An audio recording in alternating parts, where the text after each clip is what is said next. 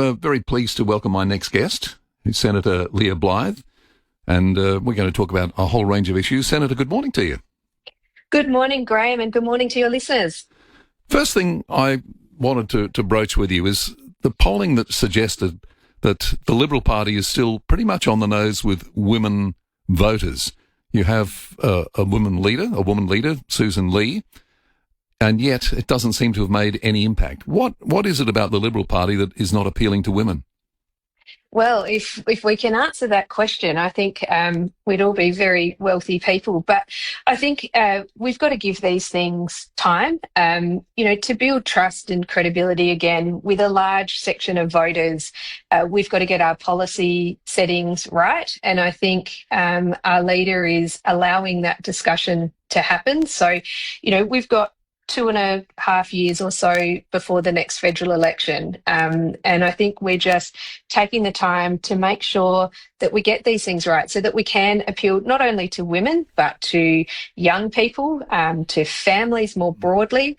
I think we've got some work to do and some work ahead of us, but that work is well underway. I believe you're going to talk about gender in the Senate in the coming weeks. What will be the thrust of what you're having to say? I think, Graeme, we're seeing some pretty disturbing reports that are coming out where we've had male inmates housed with female prisoners, and we've had alleged assaults happen. I'm concerned about the safety of all women, and I think it's important as legislators that we take that role very seriously. We've got to make sure that we're not disadvantaging 50% of our population for a few people, and I think that's where we're seeing that clash at the moment. So for me, it's just about talking about in a really sensible way.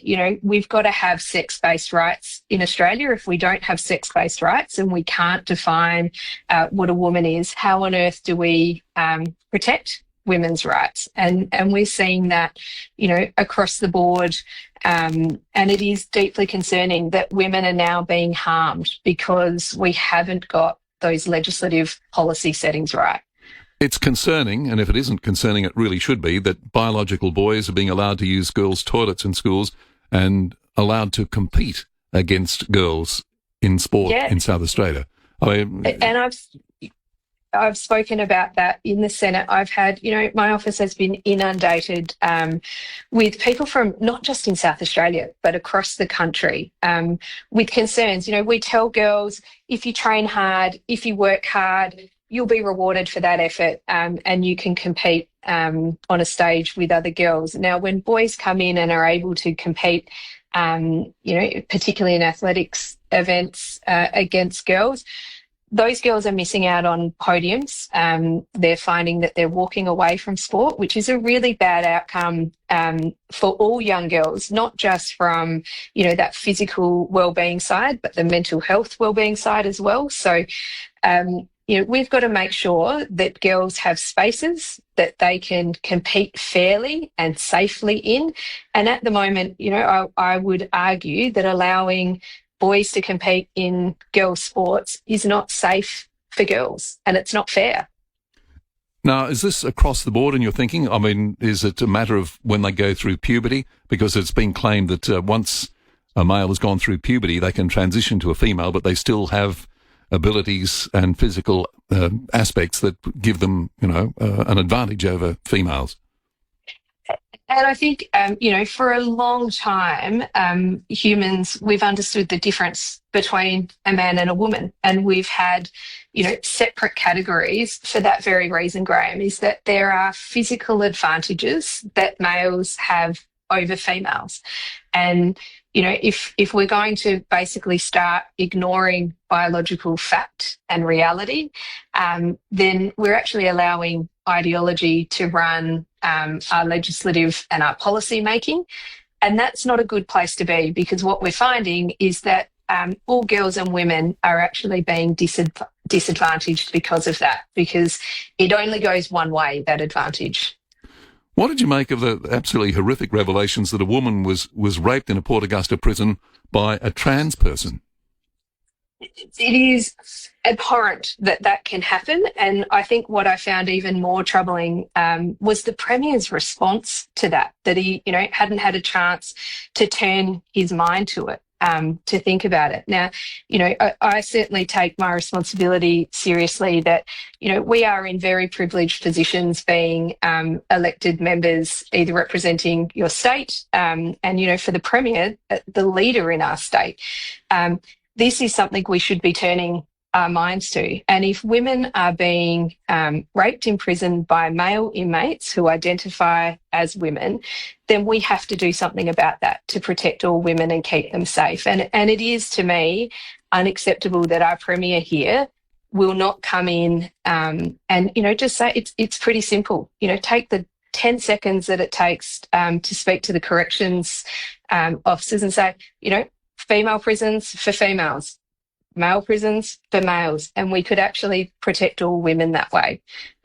It really doesn't make sense to me why we're not protecting women, why women seem to be coming second to men in these scenarios. Senator, what did you make of the Prime Minister's meeting with Donald Trump? I think, it was a meeting that needed to happen. I think it took 345 days for our Prime Minister to finally get to meet with Trump. There was obviously that very awkward moment for our ambassador, Kevin Rudd, which I'm sure he wishes hadn't have happened.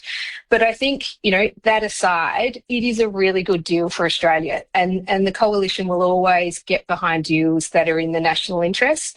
I think now the question is what are Labor going to do to remove some of their red tape, green tape, and their very, overbearing IR laws to make sure that we can see the fruits of this deal. We are a very mineral-rich nation, and we're beginning to see the benefits of that on the global stage. But it really concerns me with a Labor government that we could have settings that mean that we can't see the full fruits of those kinds of deals if the Labor government are going to have that very heavy arm of government over it, where it will be bogged down in regulation and red tape, and that IR laws will make it very, very difficult for overseas investment to come in. So I think a great deal in our national interest, and I think from the Coalition's perspective, we've got to make sure we hold Labor to account and ensure that all Australians benefit from deals like that.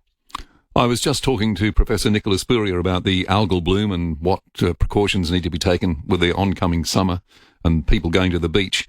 How do you assess the way the federal government and the state government have handled the algal bloom? It is, the algal bloom, it's a natural occurrence.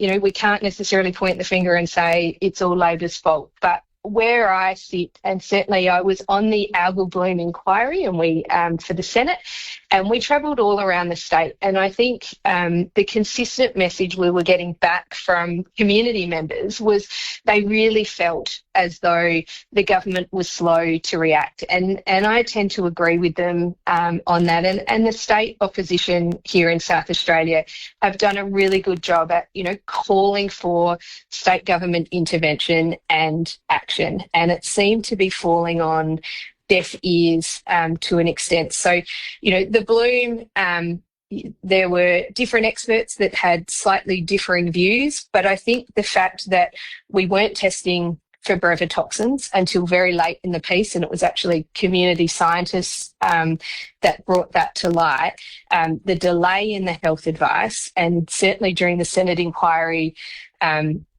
we saw that there was a big gap in terms of what SA Health was saying, it's safe, everyone can go to the beach. And that advice changed very quickly because of what came out of the Senate inquiry.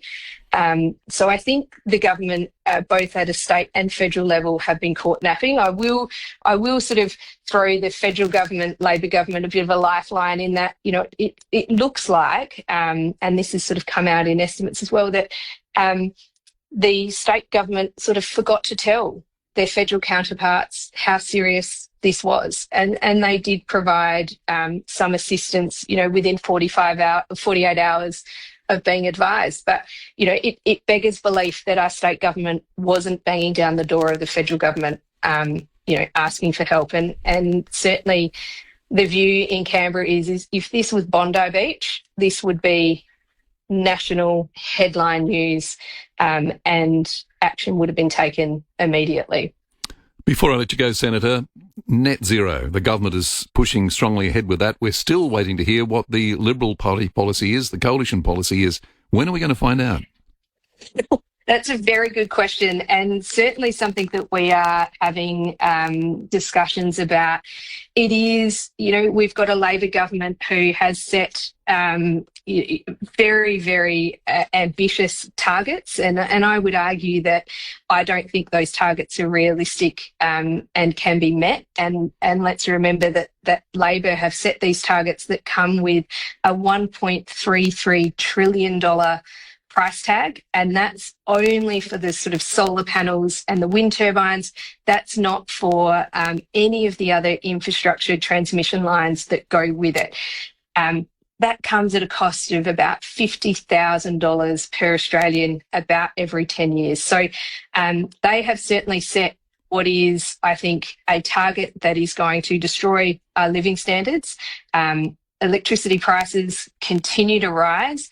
Cost of living is the number one issue for Australians, and that for the first time includes young people who are now seeing cost of living as more front of mind to them than even the environment. I think looking at internationally what's happening where countries are walking back their commitments to net zero, given the cost and the futility of it, I think we need a better way to address climate change. And, as a coalition, we're having those discussions in terms of what can we do that we can address climate change in a way that isn't going to impoverish Australians and our economy. And we can look at productivity in Australia, which has, essentially come to a complete standstill. And that is the sort of number one indicator to show us that our living standards are going to start going backwards. And as a coalition, we don't want that for Australian people. Senator, always good to chat. Senator Leah Blyth, SA Senator, always speaks sense, doesn't she? Whatever your politics, you might disagree with her sentiments. Are we listening to a potential Liberal leader in the future? Authorised by Leah Blyth, Liberal Party, Hilton, SA.